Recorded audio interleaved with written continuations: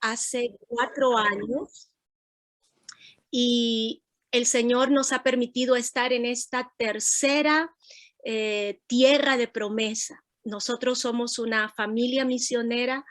Cuando mi esposo y yo nos casamos hace 20 años atrás, el Señor nos llevó a Nicaragua y durante 8 años, mi esposo ya tenía 4 años sirviéndole al Señor allí y nosotros completamos 8 años sirviendo en Nicaragua y el Señor nos llamó a India. Estuvimos en India 6 años sirviendo al Señor. Allí nació nuestro segundo hijo.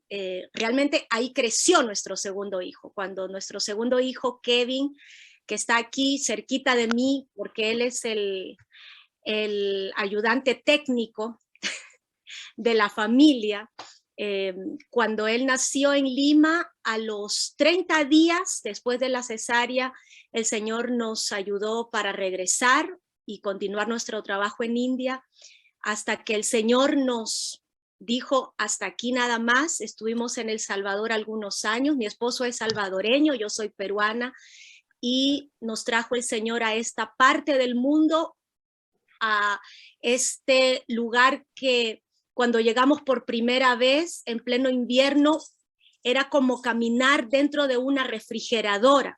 Me imagino. Sí, hace 2 semanas atrás, creo que tuvimos la semana más fría del invierno, estábamos a menos 15 grados. Si ustedes han estado en lugares en donde hace mucho frío, antes de casarme, yo había estado en la Sierra de Perú y Cerro de Pasco o Ticlio, que es una parte muy helada, era lo más frío que yo había aguantado. Pero cuando vinimos aquí por primera vez en pleno invierno, había mucho nuevo, muchas cosas nuevas para nosotros. Y le dijimos, Señor, hemos venido en obediencia. Quiero decirles, entre paréntesis, que India, en donde nosotros habíamos vivido, nosotros teníamos un verano de 8 meses. Bueno, aquí en las montañas nosotros tenemos un invierno de 8 meses. Nuestro verano en India llegaba a casi 50 grados centígrados. Durante mayo, junio, que eran los meses más calurosos. Pero aquí hemos tenido la temperatura más helada hace 2 semanas, 15 grados bajo cero. No importa si tú vives en países en donde las temperaturas son terriblemente extremas o si vivimos en Lima, que yo digo que allí uno se puede aguantar el frío porque uno se abriga bien o se puede aguantar el calor. Yo crecí en Lima, ¿verdad? Siempre mi corazón está allí en el Perú y un abrazo muy grande para todas las peruanas que están aquí en este grupo. Pero quería decirles esto, no importa cuán difícil sea el lugar donde nosotros vamos, si vamos en obediencia a la voz del Señor, Dios siempre va a obrar los milagros que necesitamos para que podamos sentirnos como en nuestra propia casa. Y quiero decirles esto porque hemos vivido y hemos servido en diferentes lugares, en diferentes culturas. Nuestros hijos, Isaac tiene 19 años y Kevin tiene 13 años. Ellos han vivido y han estado con nosotros todo el tiempo de nuestro servicio. Hay cosas que yo jamás le contaría a mi papá, que nosotros hemos pasado como familia, situaciones muy difíciles, pero mi papá celestial lo sabe y él ha sido maravillosamente bueno y fiel. Y les digo esto porque cuando hablamos acerca de la mujer de la que el Señor puso en mi corazón compartir con ustedes hoy, pienso en una señora con su tercer embarazo, con muchas preguntas en su corazón. Yo creo que si todas las que estamos aquí somos mamás, en el proceso de la gestación hay preguntas, siempre. por supuesto, nuestras abuelas no tuvieron la bendición que hoy tienen las gestantes de ver una ecografía o una ultrasonografía de sus bebés en 3D. Nunca yo tuve esa oportunidad, pero se ve casi la foto de la criatura dentro del vientre. Es increíble la tecnología. Cuando Isaac, mi hijo mayor, vio a su hermanito, que tenía más o menos 4 o 5 meses en mi vientre, Isaac tenía 5 años y dijo, ¡ah, mamá! Nunca pensé que mi bebé, que mi hermanito sería como un extraterrestre, porque se veía como un extraterrestre. O sea, nada, no se veía bonito, pues, no era una foto, era una figura extraña. Y César y yo, mi esposo se llama César, comenzamos a reírnos porque, claro, ese ser extraterrestre, entre comillas, se convertiría en el objeto de su protección la mayor parte de la vida de Kevin, ¿verdad? Y cuando Jocabed estaba esperando su tercer bebé, creo que ella tenía las preguntas que tú y yo nos hemos hecho cuando estamos esperando un bebé. Yo he tenido 4 embarazos. Tuvimos a Isaac 1 año y 3 meses después de casarnos, salí embarazada de Isaac. Y cuando Isaac tenía 1 año, tuve mi segundo embarazo. Y solamente pude tener el embarazo hasta los 4 meses y luego el Señor se lo llevó al cielo.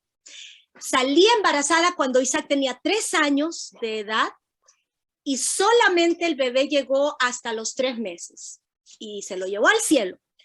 Así que cuando Isaac tenía 5, salí embarazada por 4ª vez. Un bebé anhelado, un bebé deseado.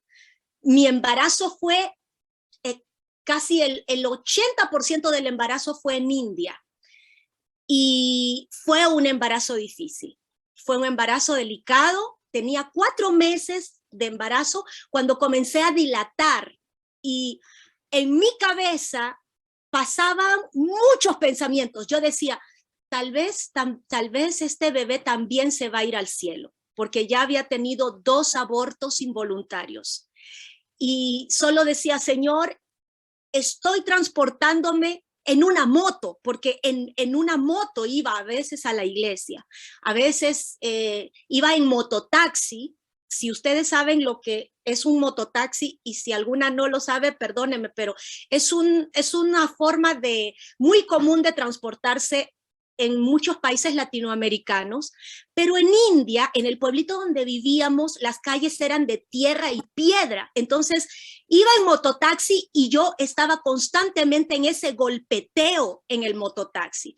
Así que yo creo que después de los 4 meses de embarazo, César me dijo, no, porque tú estás con peligro de perder este bebé y si no podemos caminar, vamos a conseguir otra manera de movernos. Viajábamos en bus, viajábamos en tren, viajábamos en todo lo que ustedes se puedan imaginar, y sí lo pensé muchas veces, este bebé no va a llegar a término. Pero Jocabed vivió en un tiempo en el que estar dispuesto a tener un bebé era una locura. Yo sé que ustedes han leído. A ver, levante la mano la que no pudo leer acerca de Jocabed durante estas semanas, para que yo pueda ayudarles. Ok, bien, perfecto, gracias. La que no pudo leer acerca de Jocabed.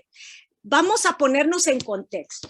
Quiero que por favor, si ustedes tienen ahí su teléfono o tienen su Biblia, vayan conmigo al libro de Éxodo. Y vamos al versículo 15.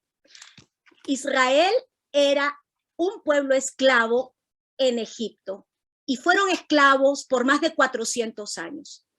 Pero los hebreos, el pueblo de Dios, tenía muchos hijos y estaban creciendo en número, y Faraón estaba temeroso de que en algún momento el pueblo hebreo se levantara en una revolución contra los egipcios, porque ellos crecían en número. Así que Faraón tomó una decisión. En capítulo 1, verso 15 de Éxodo dice, y habló el rey de Egipto a las parteras de las hebreas. Eran mujeres egipcias, una de las cuales se llamaba Cifra y la otra Fua, y les dijo, cuando asistan a las hebreas en sus partos y veáis el sexo, si es hijo, matadlo, y si es hija, entonces viva. Pero las parteras temieron a Dios y no hicieron como les mandó el rey de Egipto, sino que preservaron la vida a los niños. Y el rey de Egipto hizo llamar a las parteras y les dijo, ¿por qué habéis hecho esto, que habéis preservado la vida a los niños? Y las parteras respondieron a Faraón, porque las mujeres hebreas no son como las egipcias, pues son robustas y dan a luz antes que la partera venga a ellas. Y Dios hizo bien a las parteras y el pueblo se multiplicó y se fortaleció en gran manera. El versículo 22 es de esta forma, Faraón mandó a todo su pueblo diciendo, echad al río a todo hijo que nazca. En otras palabras, él aprobó la ley no del aborto, porque el bebé no era sacado del vientre antes de dar a luz, pero sí el bebé varón era asesinado en el río. No era un río pacífico. Por épocas, ese río Nilo tenía cocodrilos. Así que ustedes se imaginarán la forma horrenda como los bebés varones de los hebreos morían. Y Jocabed, en el capítulo 2 del libro de Éxodo, dice la Biblia, un varón de la familia de Leví fue y tomó por mujer a una hija de Leví. Ella concibió y dio a luz un hijo, y viéndole que era hermoso, le tuvo escondido por 3 meses. Esta pareja, los padres de Moisés, ellos tomaron una decisión valiente. El destino de ese bebé era la muerte, era morir siendo ahogado y destrozado por cocodrilos, era la muerte. Jocabed no tenía una oportunidad para saber el sexo de su bebé, pero el Señor lo sabía. Ellos eran descendientes de una tribu especial en el pueblo de Dios, la tribu de los levitas. Hasta ese momento, dentro de las tribus de Israel, no se había dicho todavía que los levitas eran una tribu que iba a servir a Dios en todas sus generaciones. Pero los padres de Moisés, papá y mamá, eran de esa tribu especial. Y estoy segura que así como Dios ministró nuestras vidas durante el proceso de gestación, y aquellas que no tienen hijos, pero que de la forma como el Señor nos ha ministrado en momentos de incertidumbre, Dios también ministró la vida de los padres de Moisés. Y la mamá de Moisés se llamaba Jocabed. Ella no supo que era un varón, pero cuando ella y su esposo se dieron cuenta que era un varón, la decisión que ellos tomaron fue creerle a Dios y tener a ese bebé y ocultarlo y esconderlo. Me viene a la mente los recuerdos de nuestros hijos cuando eran muy pequeñitos. Ustedes saben cuando los bebés nacen. Ahora, la sobrina de mi esposo nació hace 2 meses atrás en El Salvador. Esa niña, el día que nació ya tenía los ojos abiertos. A la semana de haber nacido le estaban tomando fotos y subieron fotos de ella en el Facebook y hasta sonreía. Pero creo que hace 50 años atrás, las de más o menos las que son de mi generación, todas ustedes son mucho más jóvenes que yo, pero las de mi generación recuerdan que los bebés que nacían hace 50 años atrás teníamos que esperar que abrieran los ojos tal vez unas semanas. Pero hoy los bebés abren los ojos, sonríen delante del teléfono.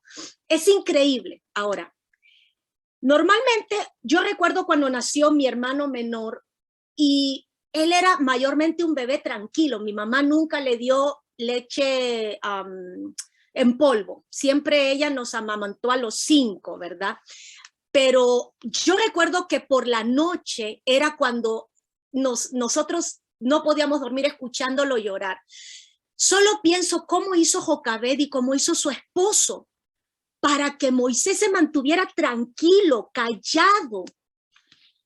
Pienso que tuvieron que usar alguna clase de estrategia para que no llorara ese bebé. Pero después de 3 meses ya no podían seguir escondiéndolo. Miren, pienso esto también. Dios actuó de una manera sobrenatural en Jocabed. Les quiero comentar algo que no es una tradición o una superstición.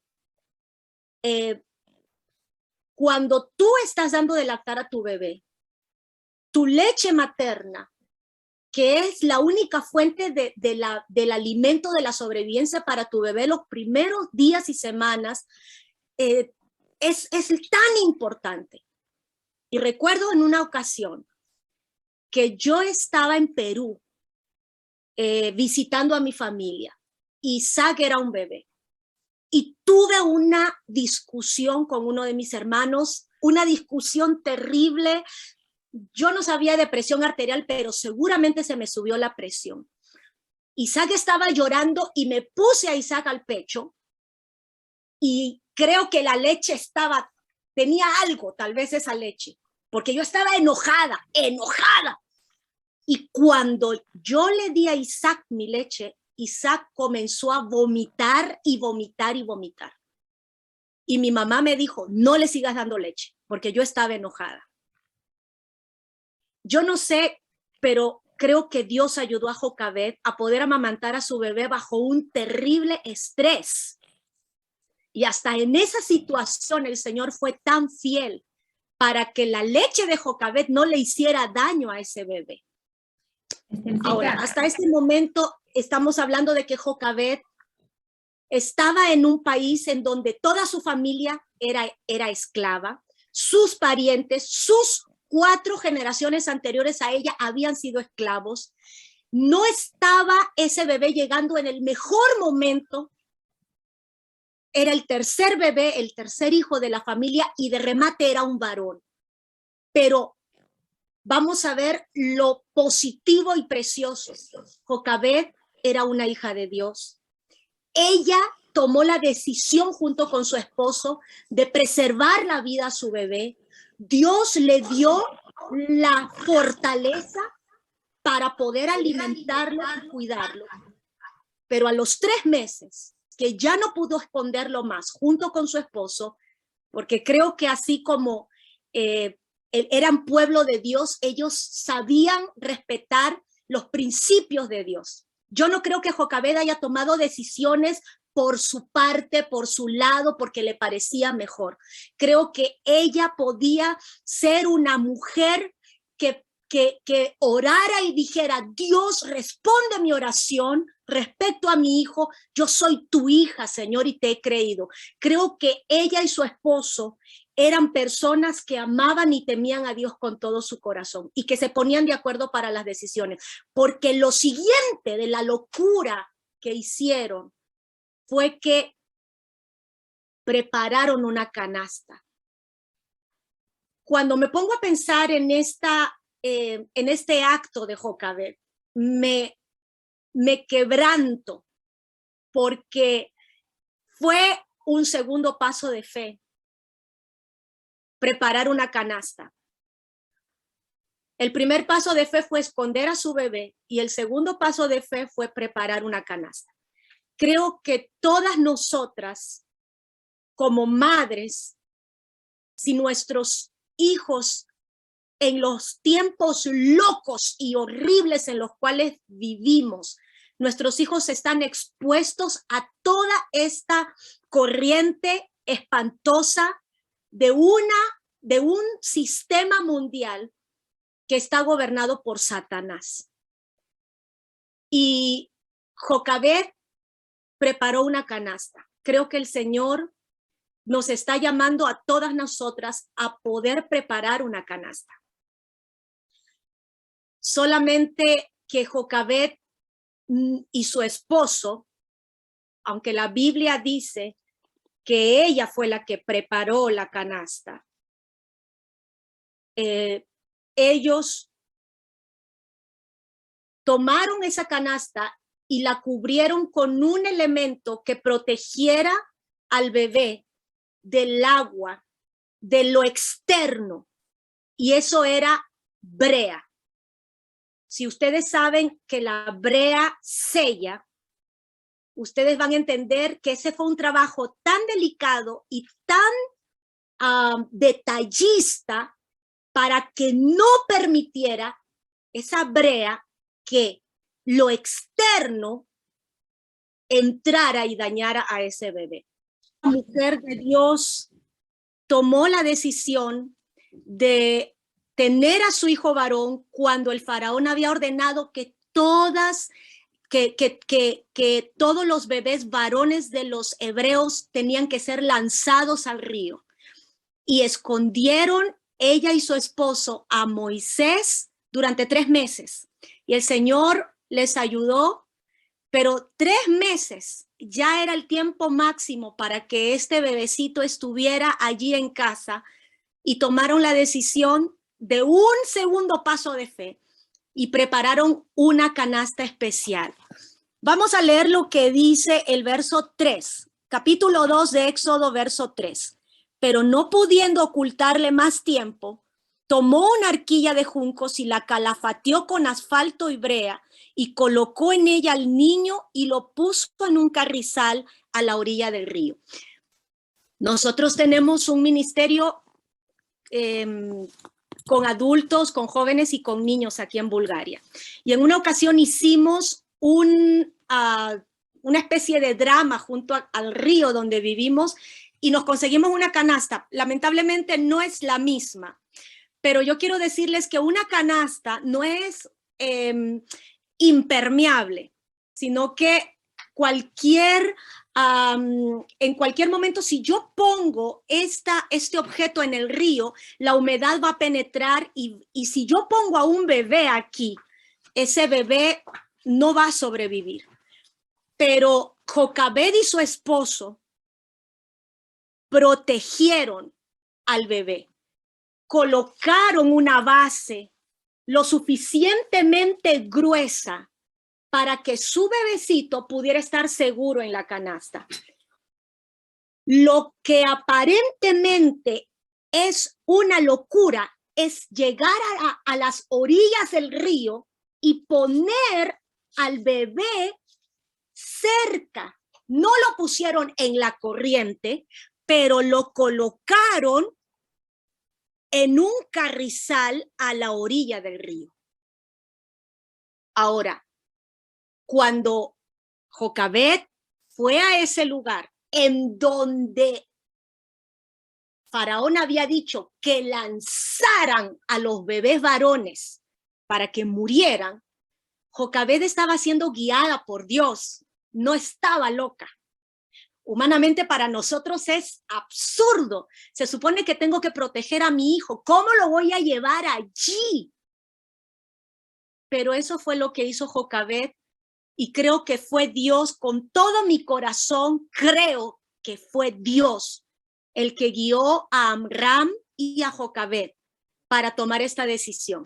Me encanta lo que dice el versículo 4. Por favor, cada parte de esta historia tiene una enseñanza poderosísima para nosotras. Una hermana suya, está hablando de una hermana del bebé, una hermana suya se puso a lo lejos para ver lo que le acontecería.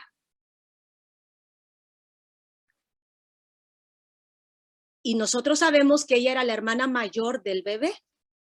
Habían 2, estaba Miriam o María, como le dicen en algunas partes de la Biblia, pero Miriam, que era esta niña, y estaba Aarón, que era el segundo, y el bebecito. Una hermana suya se puso a lo lejos para ver lo que le acontecería. Estos padres temerosos de Dios oraban por este bebecito. Lo escondieron durante 3 meses.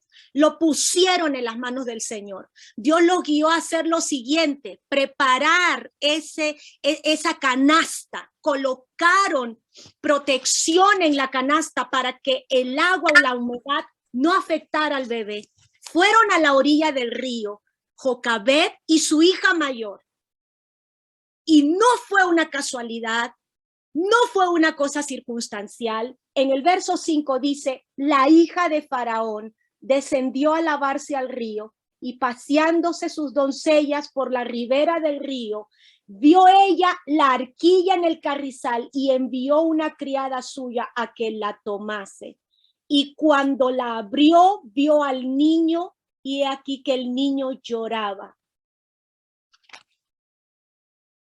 ¿Están conmigo en la línea de tiempo de esta historia? El momento perfecto en el que la hija del faraón, la princesa, llega a bañarse. El momento exacto en que las doncellas están allí con ella en el río y ella vio la canastita y envía una criada. Y cuando abre esa canastita, se encuentra con ese precioso niño. Ahora, el versículo 6 dice, y teniendo compasión de él, dijo, de los niños de los hebreos es este.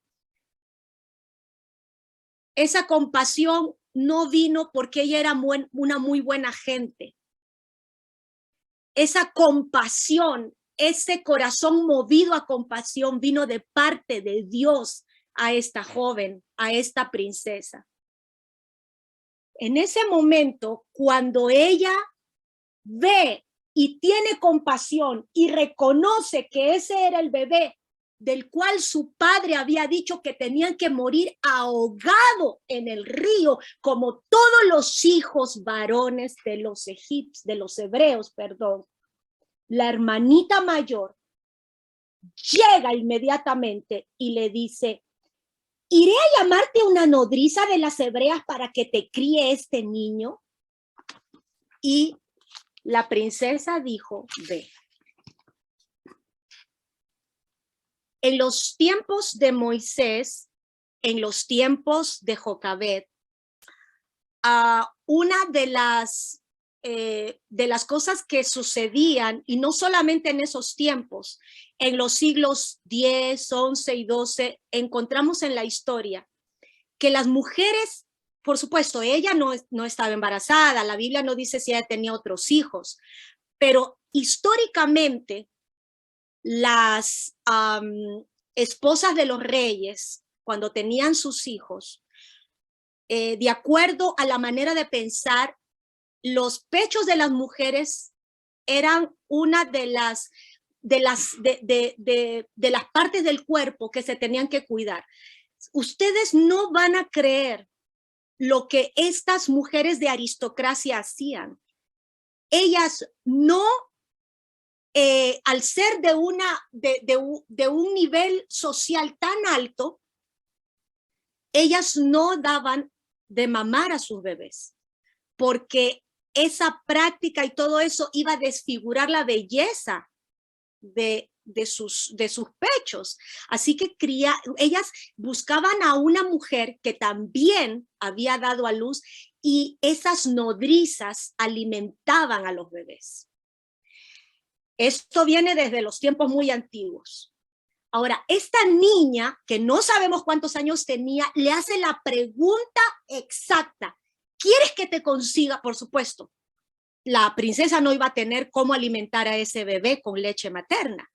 Ella podría haber conseguido a otra egipcia que lo hiciera, pero esta niña, que también fue guiada por el Señor, le hace la pregunta exacta. ¿Quieres que te llame a una nodriza? ¿Quieres que te llame a alguien que alimente a este bebé, que pueda darle de mamar a tu bebé? Ella no le dice, princesa, yo soy la hermana de ese bebé. No, ella no comete ninguna infidencia, no habló de más, habló exactamente lo que tenía que decir y la princesa, como que caída del cielo vino esa niña, porque realmente Dios la envió y puso las palabras en su boca y la princesa dijo, sí, anda. Y ustedes saben quién fue la persona a la cual Miriam llamó, ¿verdad? Fue exactamente Jocabed. Un bebé era amamantado por lo menos 4 años. No sé, Pero en el caso de Ana, y ustedes recuerdan la historia de Ana en Primera de Samuel, Ana, después que tuvo a Samuelito, ella dijo, yo lo voy a llevar a la casa de Dios después de haberlo destetado. Y más o menos tendría entre 3 y 4 años, porque un bebé era amamantado, no 1 año, era amamantado 3 años, algunos eran amamantados 4 años. Pero no solamente esto, chicas, si me permiten decirle chicas a ustedes, chicas.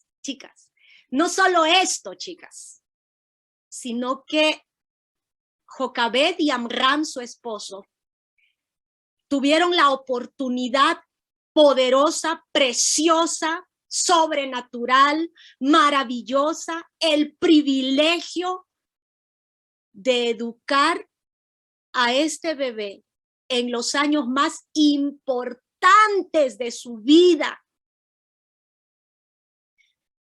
¿Y saben qué? Jocabed era pagada por la hija del hombre más poderoso de esa tierra por lo que ella hacía. Porque la princesa le dijo a ella, ve. Y en el verso 9 dice, a la cual dijo la hija de Faraón, lleva a este niño y críamelo, y yo te lo pagaré. Y la mujer tomó al niño y lo crió. Lo que los niños viven los primeros 5 años de su vida determina más del 50% de la información mental de lo que ese niño va a hacer el resto de su vida. Es tan poderoso lo que los niños viven los primeros 5 años de su vida, que si sus experiencias han sido experiencias positivas y de bendición, estamos marcando a un hombre o a una mujer con una alimentación en su mente de la mitad de lo que va a ser el resto de sus días.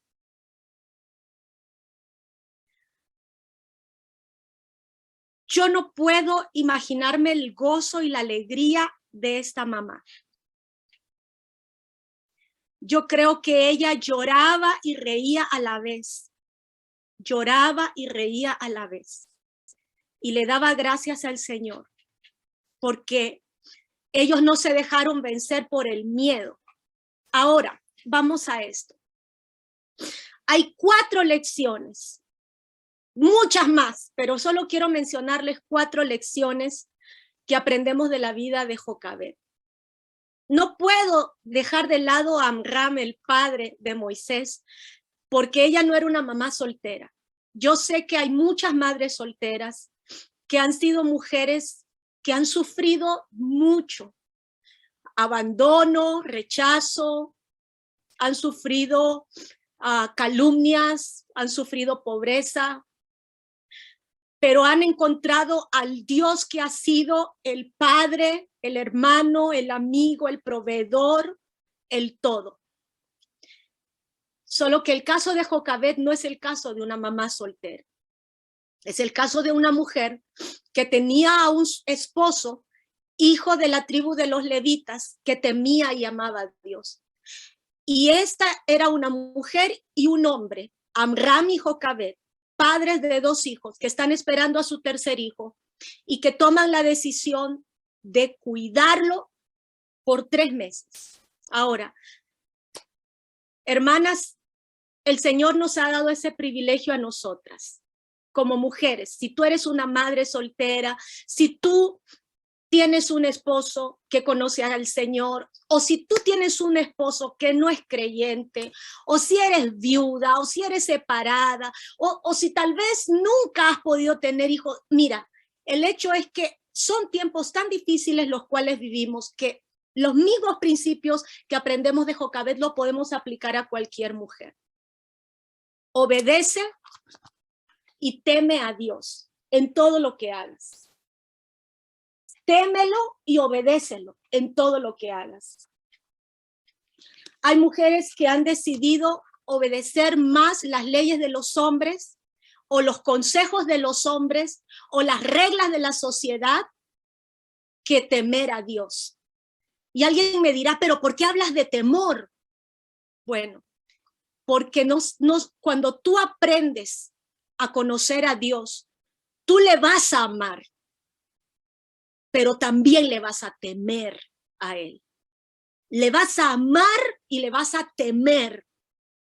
Y cuando tú conoces a Dios, lo amas, lo temes y le obedeces.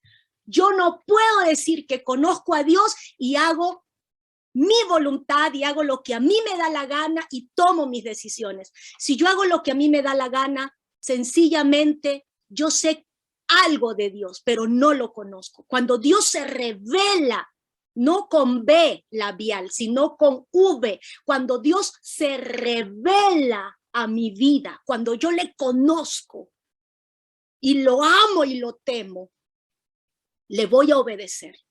Y le voy a obedecer aunque no entienda, aunque yo no entienda.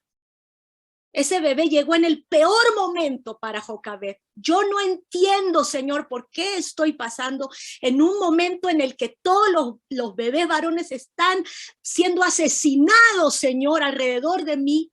Tú me estás dando un bebé varón, yo no lo entiendo, pero yo te amo, yo te voy a obedecer, yo no lo voy a lanzar al río, yo lo voy a proteger y yo voy a confiar en ti. Cuando tú eres una mujer que aprende a obedecer, a temer a Dios, tú vas a aprender a confiar en Dios. Y Jocabed y Amram confiaron en Dios. Y tengo la plena seguridad que cuando ellos se levantaban de mañana y veían a su bebé escondidito junto a ellos, su confianza en Dios no menguaba, crecía. Tal vez el hijo de la vecina había sido lanzado al río Nilo. Tal vez el primo de Amram había tenido un bebé y le había dicho cómo los soldados egipcios habían venido y habían descubierto al bebé y lo habían lanzado, pero lo que sucedía alrededor de ellos no los llevaba a ellos a hacer cosas en contra de la voluntad de Dios. Ellos se mantenían firmes. En una oportunidad estábamos con mi esposo en un país, en un país en donde tú no puedes disciplinar a tus hijos con libertad.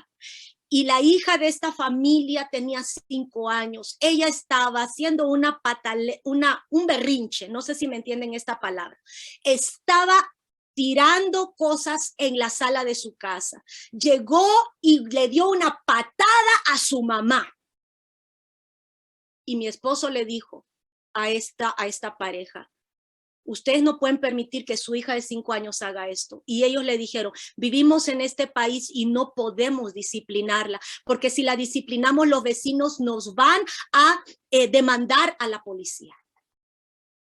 Y quiero decirte solamente este ejemplo para poder recordarte que el hijo, la hija o la bendición que Dios te ha dado, lo que Dios te está entregando, no te lo ha entregado un presidente, el Congreso, un diputado, un ministro de educación. La personita que Dios te ha dado, es Él el que te la ha dado. Y nosotros tenemos que criar a nuestros hijos no de acuerdo a las leyes de los países donde vivimos, sino de acuerdo a la palabra de Dios. Puede ser que todo el mundo, los maestros, los consejeros, los psicólogos, el gobierno, te digan, hazlo de esta manera. Pero nosotros amamos a Dios y dijimos, si yo amo a Dios, yo voy a tener temor de Dios y voy a confiar en Dios y voy a obedecer a Dios. Conozco a Dios, amo a Dios, temo a Dios, obedezco a Dios y confío en Dios. Y yo voy a criar a mis hijos de acuerdo a las reglas de Dios. Porque la familia no fue un invento del gobierno, ni de una constitución política de un estado, ni de un diputado, ni de un congresista. La familia fue un invento de Dios. Y la familia funciona bien cuando obedecemos el manual de instrucciones del que inventó la familia, y el que inventó la paternidad, y el que dio a los hijos. No tenemos toda la vida para hacer lo que Dios nos ha mandado hacer con nuestros hijos. Jocabed y Amram solo tuvieron 3 meses antes de preparar la canasta. Yo no sé cuánto tiempo les tomó a ellos poner brea y asfalto para proteger la canasta, pero ellos sabían que no tenían mucho tiempo. Cuando nosotros criamos a nuestros hijos de acuerdo a la palabra del Señor, no los estamos colocando en una burbuja en la cual ellos van a vivir el resto de su vida. No, nuestros hijos van a tener que ir a un mundo gobernado por un sistema satánico, pero tenemos que preparar la canasta desde el día en que nos hemos enterado que tenemos a un bebé en nuestro vientre. Cuando yo tuve mis 4 embarazos, solamente César sabía y confirmábamos, estoy embarazada, y este hombre comenzaba a hablar a este bebé, aunque el bebito era de 1 milímetro de largo, el bebito ni siquiera tenía desarrollado su sistema auditivo, pero César hablaba a ese bebé, bendecía a ese bebé, oraba por ese bebé, y declaraba la palabra de Dios a ese bebé. No vimos a 2 de ellos, porque se los llevó el Señor. Pero a los otros 2 los tenemos en casa con nosotros. Y preparamos la canasta todos los días. Y la cubrimos con brea y con asfalto. Ustedes dirán, ¿cómo es posible, Esther, si el mayor tiene 19? Sí, pero seguimos cubriendo la canasta. La seguimos cubriendo. Y seguimos cubriendo la canasta. Hay algo importante que Jocabed hizo. Ella no lanzó a su bebé a la corriente del río. Ella puso al bebé a la orilla. ¿Sabes por qué? Puso a su bebé en la orilla. ¿Por qué? Porque la vida de nuestros hijos está en las manos del Señor, porque a Él se la hemos entregado. Tú no puedes decir cuando ya tu hijo tiene 20 años y le hemos dejado hacer lo que le da la gana, tú no le puedes decir a Dios, gobierna la vida de mi hijo. Tú le tienes que decir a Dios, Señor, gobierna la vida de mi hijo desde que está aquí en mi vientre y úsame a mí para que mi hijo te conozca a ti.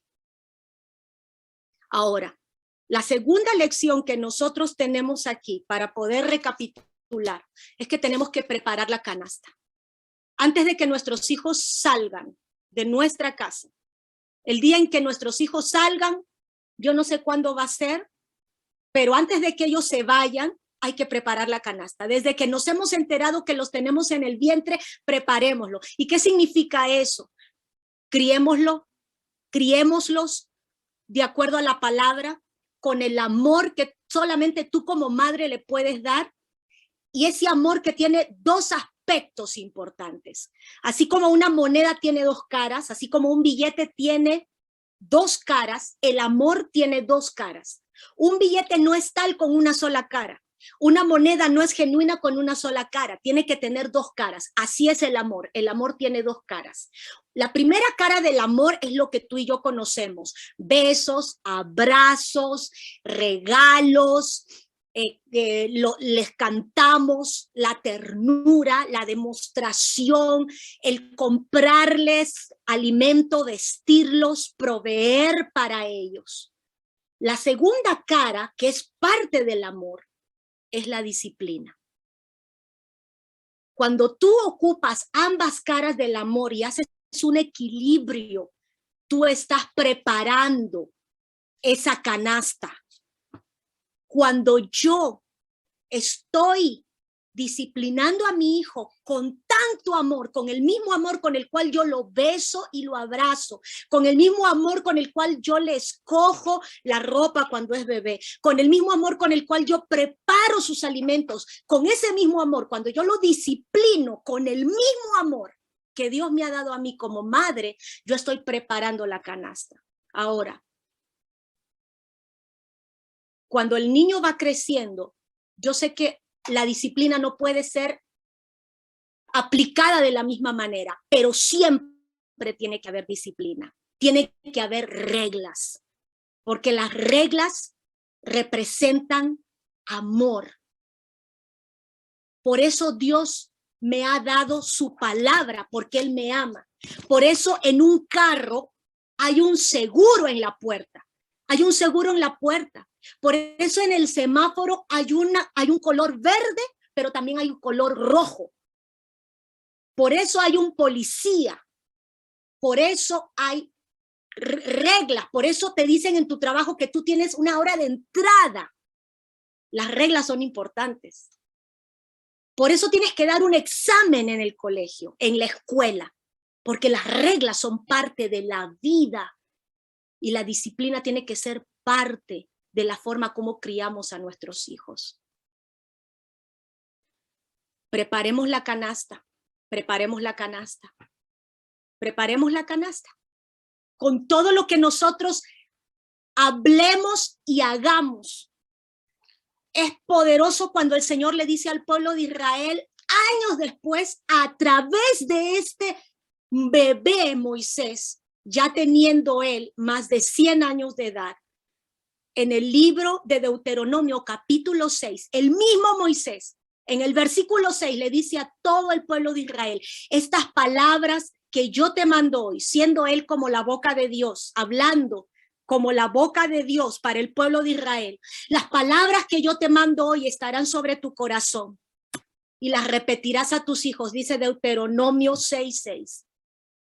Las palabras que Dios ha puesto en tu corazón son las que Dios te manda, pero en algún momento las vamos a repetir a nuestros hijos. No podemos predicarles a nuestros hijos las palabras de Dios si estas palabras no están primero en nuestro corazón. Hay padres que dicen, entonces yo tengo que recitar la Biblia. No, no se trata de recitar la Biblia. Así no es lo primero. Lo primero es que la palabra de Dios tiene que estar en mi corazón. Y cuando está en mi corazón esta palabra, ya me ha quebrantado, ya me ha confrontado con mi propio pecado. Cuando esta palabra está en mi corazón, yo ya he dicho, Espíritu Santo, perdóname, transfórmame, cámbiame, ayúdame a ser yo una representante de Dios en mi familia. Mi hijo va a aprender el amor de Dios cuando yo lo amo. Mi hijo aprende el perdón de Dios cuando yo lo perdono. Mi hijo aprende la santidad de Dios porque yo respeto la santidad de Dios y soy una mujer santa. Tal vez tú dices, esas son palabras mayores, Esther. No. Esto es lo mismo que dijo el apóstol Pablo en 1 Corintios 11:1. Sean imitadores de mí, así como yo imito a Cristo. Yo no puedo pedir que mi hijo viva en santidad si yo no soy una mujer santa. Y eso es perfectamente posible. Yo no he dicho una mujer perfecta. Una mujer santa es una mujer que teme a Dios y es una mujer que comete errores, pero que se arrepiente, se humilla y es levantada por el Señor todos los días. Entonces, yo soy el reflejo de Dios cuando mis hijos son muy pequeñitos. Ellos van a conocer quién es Dios porque me conocen a mí. Y si hay un padre, ese padre tiene que ser un reflejo de Dios. Y si ese padre no conoce a Dios, yo tengo que seguir siendo un reflejo de Dios si yo lo conozco a él. Yo no le puedo decir a Dios un día en el cielo, yo no fui la clase de madre que quise ser porque mi esposo no te conocía. No. Yo no puedo decirle a Dios, yo no fui la clase de esposa que yo tenía que ser porque mi esposo era un hombre malo, infiel, perverso. No, porque mi responsabilidad como mujer de Dios es delante de Dios en primer lugar. La fuente de todo lo que yo necesito no es mi esposo, ni son mis hijos, ni es mi salario, ni es lo que la gente piense de mí. La fuente de lo que yo soy, de quién soy y de todo lo que yo necesito está en Dios. ¿Saben por qué? Porque un día mi esposo no va a estar. Un día mis hijos se van a ir de la casa, van a hacer sus propias vidas. Y yo tengo que ser la misma mujer de Dios porque Dios es la fuente de mi identidad. No mi esposo, ni mis hijos, ni mis nietos, ni mi casa, ni mi salario, ni mi educación. Es mi identidad en Dios. Ahora, allí viene lo tercero. No tengas temor de ponerlo a la orilla del río. Dios tiene el control. No tengas temor. Jocabed lo puso a la orilla del río. No lo lanzó a la corriente. No lo puso en la corriente del río. Lo puso a la orilla. Porque lo que vendría después estaba en manos del Señor. Quiero hacer un paréntesis y decirles a ustedes, Miriam estaba allí. Cuando tú estás tomando pasos de fe, no pongas a tus hijos a un lado, no les digas, tú no entiendes de las cosas espirituales. Deja que tus hijos sean parte de tus pasos de fe. Por favor, deja que tus hijos sean parte de tus pasos de fe. Cuando nosotros vivíamos en India, el único lugar en donde teníamos la reunión de los niños se había impregnado de abejas y durante la semana habían estado allí y Isaac estaba allí y él me dijo, mamá, vamos a tener aquí la reunión. Había un calor de 45 grados allá afuera y yo le dije, Isaac, aquí vamos a tener la reunión. Yo no sé cómo matar abejas, Isaac, pero te voy a enseñar algo que aprendí cuando tú tenías 6 meses de edad en Nicaragua. Una serpiente se metió a la casa y tu papá estaba en las montañas de Nicaragua predicando. Y yo no sabía matar serpientes como no sé cómo matar o quitar este panal de abejas. Pero el Dios que creó a la serpiente, aquella que se metió en la casa cuando tú tenías 6 meses, es el mismo Dios que creó las abejas. Y vamos a orar tú y yo antes que vengan los 200 niños que llegan cada domingo en el nombre de Jesús. Abejas fueron creadas por Dios y les ordenamos que durante las próximas 2 horas no se van a mover ni van a picar a ninguno de los niños que van a entrar a esta habitación y vamos a tener nuestra reunión. No tenemos tiempo de sacarlas. En el nombre de Jesús se van a quedar allí y no nos van a atacar. Y fue exactamente lo que sucedió las 2 horas siguientes. Fue exactamente lo que sucedió cuando Isaac tenía 6 meses. La serpiente estaba enroscada en el techo de la casa. Eran las 12 de la noche. Y yo le dije al Señor, jamás dormí con una serpiente en el Perú, pero tú creaste este animal que aborrezco, Señor. Y yo te ordeno, serpiente, en el nombre de Jesús, que no te vas a mover de ese palo en el cual estás enroscada. Yo no te puedo matar hoy, pero mañana mi vecino te va a matar. Y eso fue lo que sucedió. Dormí con mi hijo de 6 meses esa noche en nuestra casa en Nicaragua. Al día siguiente llamé a mi vecino, don Juan, y él bajó la serpiente y la mató de un solo golpe en la puerta de afuera de la casa. No dejes a tus hijos a un lado cuando estás dando pasos de fe. Ellos necesitan ser testigos de los milagros de Dios. Cuando estás orando por uno de tus hijos, cuando oras por tu esposo. Una mujer de Dios en El Salvador tenía a su esposo en adulterio. ¿Y saben qué hizo ella con sus 3 hijos? En una ocasión ese hombre la apuntó con la pistola y le trató de disparar y el gatillo no funcionó. Estaba tan cegado por el pecado.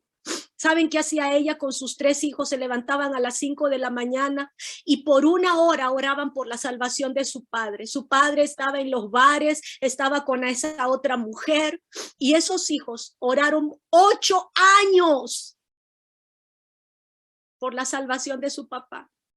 Y hoy su papá es un líder de la iglesia en la cual nosotros congregamos cuando estamos en El Salvador. Es un hombre que ama a Dios y le sirve con todo el corazón. Esta mujer oró sola, pero también llamó a sus 3 hijos que tenían entre 10 y 14 años y por 8 años oraron por la salvación de su padre.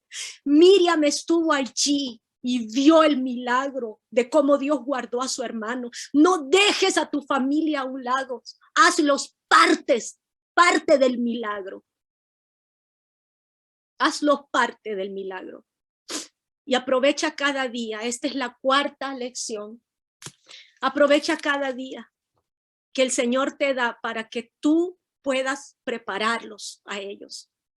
El Señor le dio a Jocabed y a Amram los primeros 4 o 5 años de la vida de Moisés.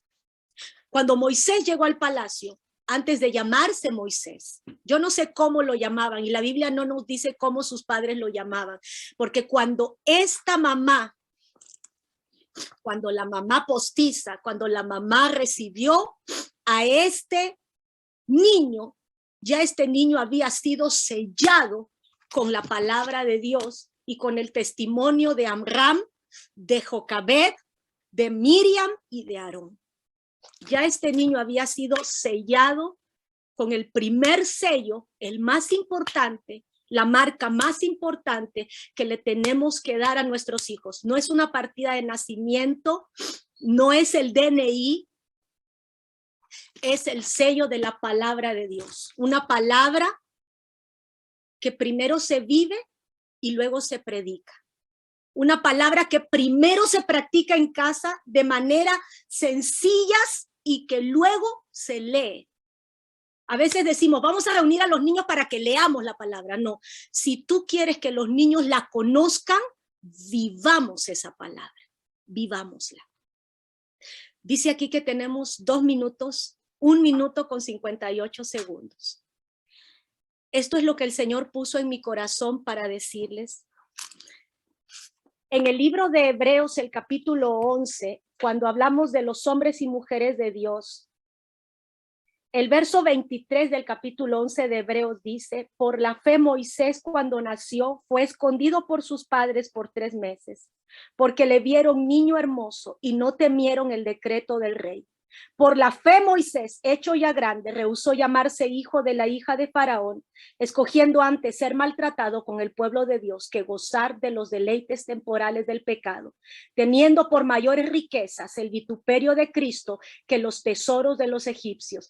Y este capítulo 11, que habla de tantos hombres y mujeres de fe, toma 5 versículos para hablar de Moisés.